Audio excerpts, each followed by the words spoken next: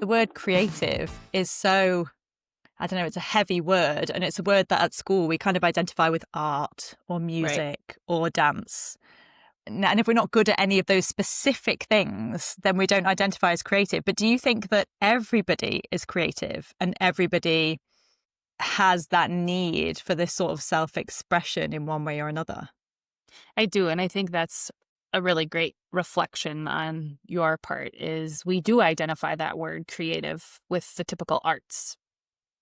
And what I do as a podcast producer now, I don't think people would think as a creative field, right? It's more tech. I think people would say, like, I work in the tech industry. And if you were to ever ask me in my life if I thought I would work in the tech industry, I would say no.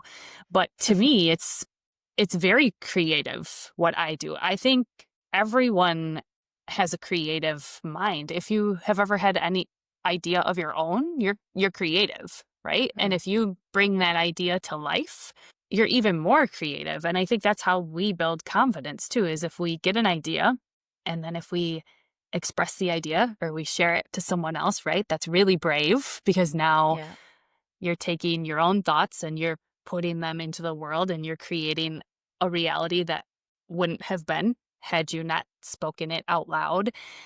And then if you actually bring that idea to life, whatever it is, whether it be you are creating a painting, if you will, when we think more traditional way, or you're creating a business, right? That's creative. And so I do think that everyone has a creative mindset. It's just how you are looking at it and how you are defining it. And I think we have to be careful to not go with the traditional definition of it. And I would even encourage people to kind of flip the script and reflect and think, is there a part of my life that does fulfill the creative side of me?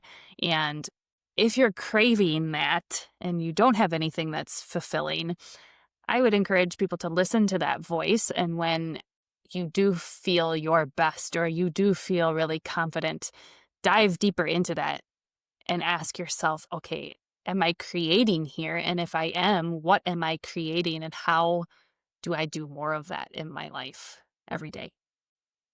Yeah, it definitely takes a little bit of self-reflection and just redefining and opening up that word. You know, I always just say to create something from nothing, because it could be anything. You know, you could go and, just tidy up and arrange a tiny corner of your garden and you've created something that wasn't there before. You know, you can just jot a few words down in a journal and you've created something that didn't exist before. It doesn't have to be this sort of big project, nor does it have to be a work of art. It's literally just making something. And I think, especially now, kind of with the rise of AI, that is where we lean into what it is to be human.